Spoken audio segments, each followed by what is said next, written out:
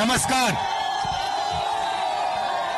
इस स्वागत के लिए, प्यार भरे स्वागत के लिए आप सबको बहुत बहुत धन्यवाद। पिछले साल कन्याकुमारी से कश्मीर तक हमने भारत जोड़ो यात्रा करी। 4000 किलोमीटर कांग्रेस पार्टी और लाखों लोग एक साथ चले थे।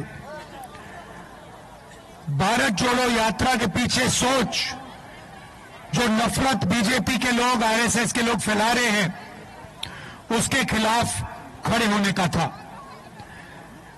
वो धर्म, जात और भाषा का प्रयोग करके हिंदुस्तान को टुकड़े टुकड़े में कर रहे हैं और हम चाहते हैं कि देश एक साथ मिलकर काम करे।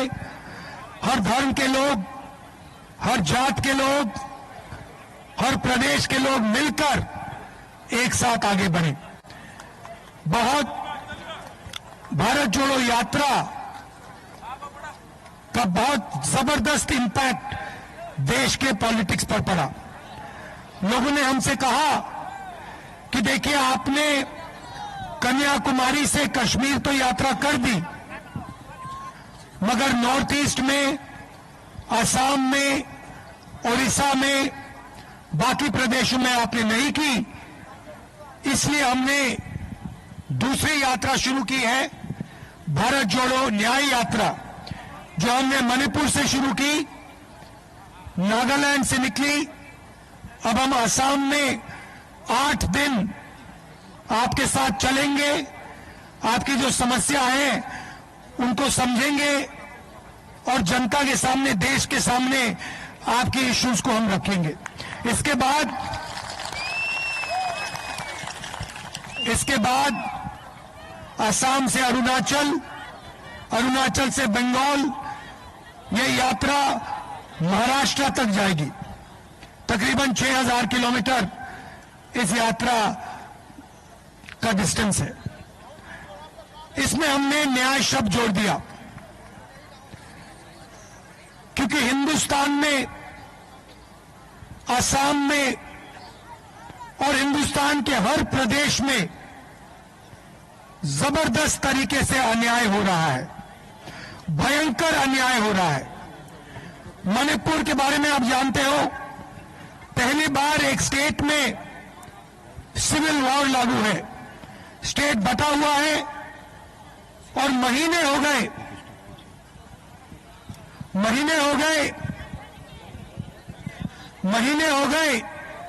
प्रधानमंत्री आज तक मणिपुर नहीं गए हैं। हिंसा को असम से बेहतर कोई नहीं समझता है।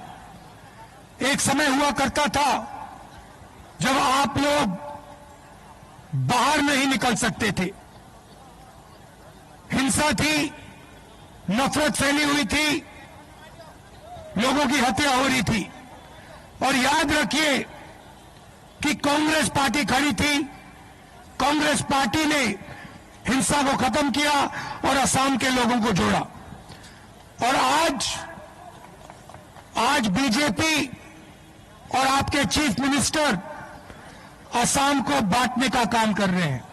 आप जानते हो, मुझे कहने की जरूरत ही नहीं है कि शायद हिंदुस्तान का सबसे भ्रष्ट चीफ मिनिस्टर, सबसे करप्ट चीफ मिनिस्टर असम का चीफ मिनिस्टर है।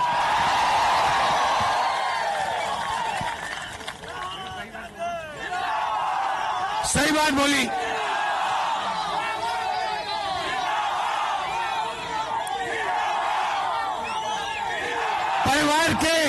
परिवार के सब मेंबर, चाहे बच्चे हो, वो स्वयं हो, उनकी बीवी हो, कोई ना कोई करप्शन में सबके सब लगे हुए एक साथ। और वो सोचते हैं, देखिए, वो सोचते हैं कि पैसे से पूरी असम की जनता को खरीदा जा सकता है, क्योंकि उनको पैसे से खरीदा जा सकता है। इसलिए वो सोचते हैं कि पूरी असम की जनता को पैसे का खरीदा जा सकता है। असम की जनता पैसे से नहीं खरीदी जा सकती। कोई कीमत ही नहीं है। असम की जनता शंकर देव की जनता है। उन्होंने आपको रास्ता दिखाया है और आपने बाकी देश को रास्ता दिखाया है। देश के युवाओं के सामने सबसे बड़ा मुद्दा बेरोजगारी है। मैं अगर यहां सवाल पूछूं युवाओं से, यहां पे असम में इस मीटिंग में कितने युवा बेरोजगार हैं? हाथ उठा के दिखाओ, ये देख लो। जहां भी आप सवाल पूछोगे, हिंदुस्तान के किसी भी प्रदेश में पूछो, आपको बेरोजगारी ही बेरोजगारी दिखाई देगी। 2-3 उद्योगपतियों के लिए सरकार चलाई जाती है, चाहे एयरपोर्ट्स हो, पोर्ट्स हो, कृषि हो, इंफ्रास्ट्रक्चर हो। नरेंद्र मोदी ने सारा का सारा अदानी जी के हाथ कर दिया और यहां आपके चीफ मिनिस्टर सारा का सारा अपने हाथ कर रहे हैं।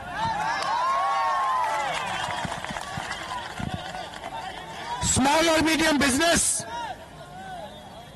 जिससे रोजगार बनता है, उसको जीएसटी और नोटबंदी से खत्म कर दिया।